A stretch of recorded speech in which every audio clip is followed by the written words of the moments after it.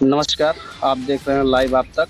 स्वागत है। आज पहुंचे हम बीआरडी मेडिकल कॉलेज, जहां आज पौधा रोपण कार्यक्रम चल रहा है।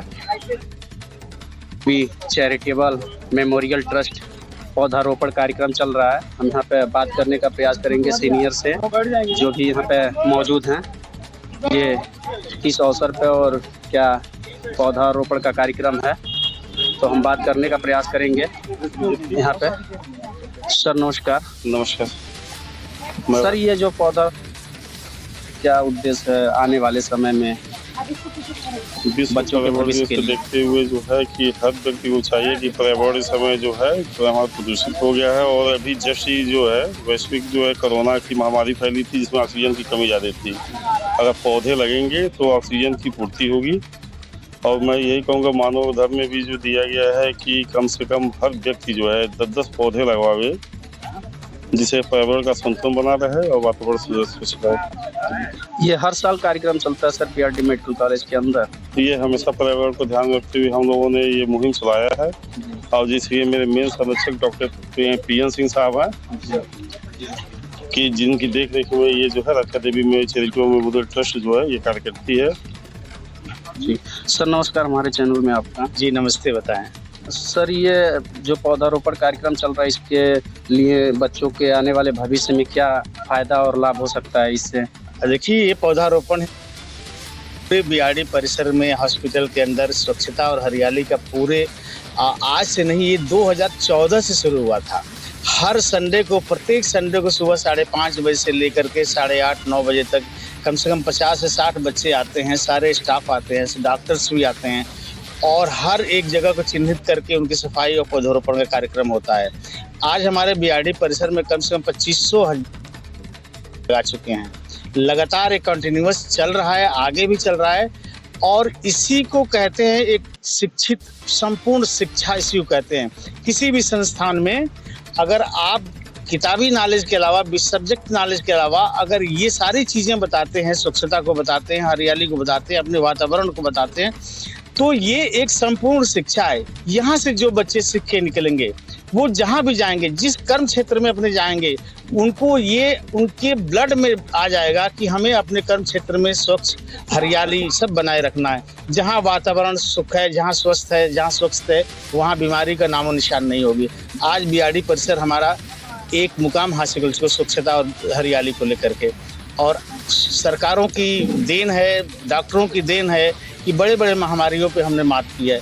जापानीज इंसेफेलाइटिस को देख लीजिए, लगभग खत्म हो गया। कोरोना महामारी में इतना बढ़िया काम किया है।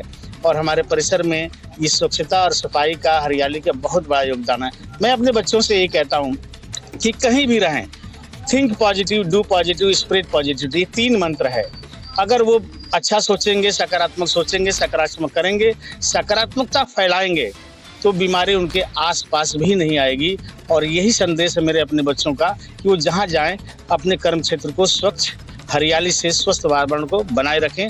आज का दिन बहुत महत्वपूर्ण है। देखिए, दिन तो एक प्रतीकात्मक रूप से है, उस दिन हम लोग कर लेते हैं, लेकिन ये कार्य निरंतर है और हमारे बीआरडी परिसर में निरंतर चलती रह रही है और चलती ही रहेगी।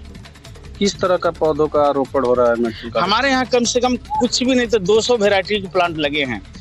और ये जगह देख करके लगाया जाता है कि कहाँ पे कौन सी प्लांट अच्छा लगेगा। जैसे हमारे अगर अभी संस्थान के सामने देखिए, हमने अशोक के पेड़ लगाए हैं, कुछ फूलदार पेड़ लगाए हैं, लेकिन और जगहों पे बहुत सारे बरगद, पीपल, पाकड़, आंवला, एक जगह 5-5 पेड़, पंचवटी पेड़ हम लोगों ने लगाया है। रुद्राक्ष के कई पेड़ लगाए हैं, कल्प वृक्ष लगा है, बोगनवेलिया लगा है, बालम खीर लगा है। मतलब ऐसे कम से कम मोर देन 100 वैरायटी के प्लांट्स तो हम अपने परिसर में लगा चुके हैं। ऐसे प्लांट लगे हैं जो विलुप्त हो रहे हैं। जैसे महुआ हुआ, महुआ का पेड़ हमने लगाया जो विलुप्ति के कगार पे है।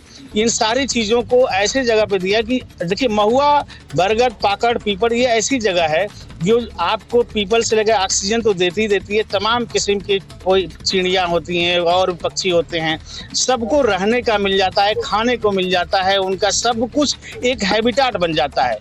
और एक स्वस्थ वातावरण का यही निशानी है कि वहाँ पर ये सारी चीज़ें बनी रहें।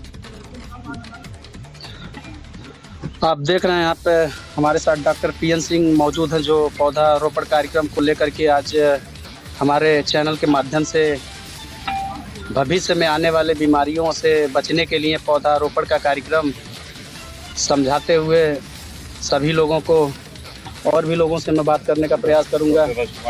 हमारे साथ डॉक्टर राजकुमार जी हैं, इनसे भी हम जानने का प्रयास करेंगे कि क्या उद्देश्य है पौधा रोपण का कार्यक्रम का।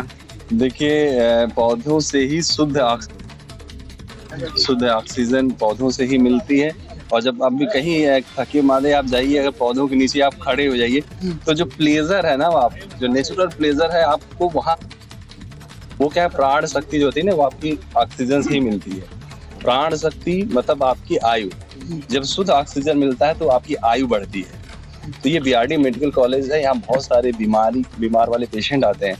जब ऐसे वातावरण में वो आएंगे तो उनकी आयु, जो बीमारी है उसमें तो उनको एक रिलीफ मिलेगा ही मिलेगा। उनके होता नहीं, जब आप पॉजिटिव होते हैं तो बहुत सारे आपके जो बायोकेमिकल चेंजेस होते हैं वो चेंज होते हैं और आप सुख की अनुभूति करते हैं। तो चीजें अपने आप बेहतर की तरफ जाते हो। फील जब आप अच्छा करोगे ना तो बीमारी से भी आप परे रहोगे। सुना होगा, उन्होंने अपनी आयु बढ़ाने के लिए क्या किया था, ऑक्सीजन का चैम्बर बनवाया था। जो हमको शुद्ध ऑक्सीजन आपको वातावरण से मिलना है, जो वो आप पेड़ पौधे जब तक नहीं लगाओगे तब तक आपकी सस्टेनेबिलिटी नहीं बनेगी। 2022 की जो वर्ल्ड एनवायरनमेंट डे का जो मेन थीम है वही है कि आपकी सस्टेनेबिलिटी कब किसके साथ है, नेचर के साथ है। जब तक आप नेचर में ऑक्सीजन की भरपूर मात्रा नहीं मिलेगी तो आपकी आयु छीड़ होती जाएगी। तो इसलिए भी पेड़ लगाने सबके लिए महत्वपूर्ण है कि पूरे वर्ल्ड में लोग इस चीज को बढ़ावा दें, पेड़ों को लगवाएं, ताकि नेचर के साथ हम जी सकें, अच्छे से अपनी आयु बढ़ा पाएं। बहुत बहुत धन्यवाद हमारे चैनल के साथ जुड़ने के लिए। धन्यवाद बहुत बहुत धन्यवाद। Thank you. आपके चैनल के माध्यम से मैं यही कहना चाहता हूँ कि ये ऐसा केवल बीआरडी परिसर में ही क्यों, ये सारे संस्थानों में, देखिए ऐसे लोग हर संस्थानों में मौजूद हैं। उनको एक ट्रिगर, एक बूस्टर की जरूरत पड़ती है। अगर सीनियर फैकल्टी उस संस्थान के, अगर कोई आगे निकल करके आता है, उसके पीछे कम से कम 50 सैकड़ों लोग निकल के आ जाएंगे।